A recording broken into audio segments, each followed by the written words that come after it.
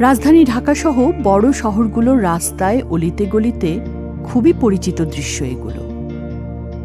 এই মানুষগুলোর অসহায়ত্ব হয়তো আপনাকে প্রভাবিত করে অর্থ সাহায্য দিতে, কিন্তু আপনি কি জানেন এদের আপাত অসহায়ত্ব আর পঙ্গুত্বের আড়ালে রয়েছে শারীরিক সক্ষমতা? ভিক্ষাবৃত্তি তাদের জন্য রমরমা ব্যবসা। ভিক্ষাবৃত্তিকে কেন্দ্র করে সক্রিয় রয়েছে বহু সিন্ডিকেট। হয়তো বলবেন, এই শিশুটি তো সত্যি সত্যিই বিকলাঙ্গ, তাহলে একে ভিক্ষা দিতে সমস্যা কোথায়? আসলে আপাত দৃষ্টিতে এ ধরনের মানুষকে ভিক্ষা দেয়াতে সমস্যা নেই, কিন্তু দিনের পর দিন এ ধরনের মানুষকে ভিক্ষা দেওয়ার মাধ্যমে তৈরি হয়েছে সমস্যাপূর্ণ একটি সিস্টেম।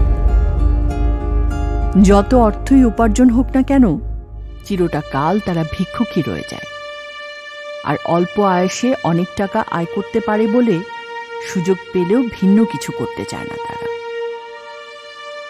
বাংলাদেশ সরকারের সমাজসেবা অধিদপ্তরের ভিক্ষাবৃত্তিতে নিয়োজিত জনগোষ্ঠীর পুনর্বাসন ও বিকল্প কর্মসংস্থান নামক একটি প্রকল্পের আওতায় 2009-2010 অর্থবছরে 2000 ভিক্ষুককে রিক্সা, ভ্যান ইত্যাদি পুনর্বাসন সামগ্রী দেয়া হয়।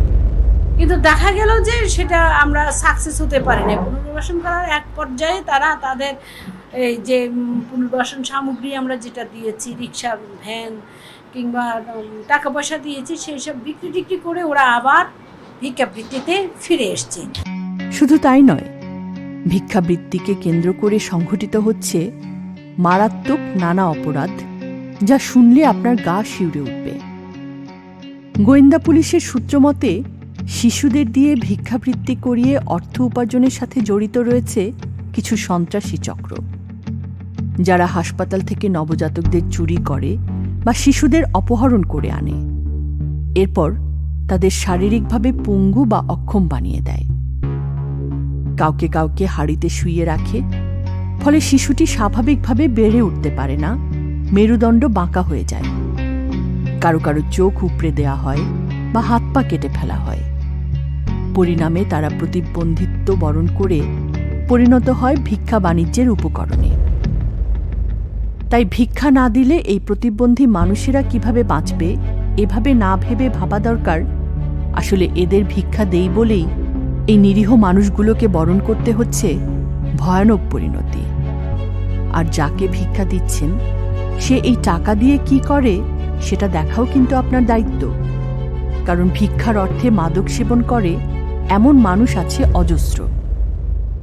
ভিক্ষা চাইতে আসা এক লোককে নবীজি সাল্লাল্লাহু আলাইহি ওয়াসাল্লাম তার ঘরে থাকা জিনিসপত্র আনতে বললেন। লোকটি একটি কম্বল আর পানি পান পাত্র নিয়ে এলে নবীজি সাল্লাল্লাহু আলাইহি ওয়াসাল্লাম সেগুলো বিক্রি করে কুঠার কিনতে বললেন। লোকটি কুঠার নিয়ে এলে নবীজি সাল্লাল্লাহু আলাইহি ওয়াসাল্লাম নিজ হাতে সেটাতে হাতল লাগিয়ে বললেন, যাও কাঠ কেটে বিক্রি করো। লোকটি তাই করল। কিছুদিন পর যখন নবীজি সাল্লাল্লাহু আলাইহি ওয়াসাল্লামের কাছে আসলো, তখন তার উপার্জন 10 দিরহাম। আসলে ভিক্ষাবৃত্তি যেমন অনুচিত, তেমনি অনুচিত যাকে তাকে ভিক্ষা দেওয়াও।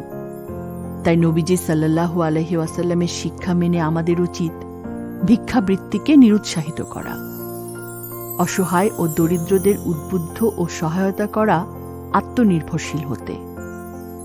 স্বনির্ভরায়ণ প্রকল্পের মাধ্যমে সেই কাজটিই করছে কোয়ান্টাম।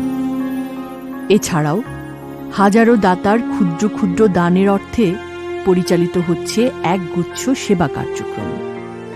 উপকৃত হচ্ছে লাখো মানুষ, দাতা পাচ্ছেন সংঘবদ্ধ দানের সওয়াব।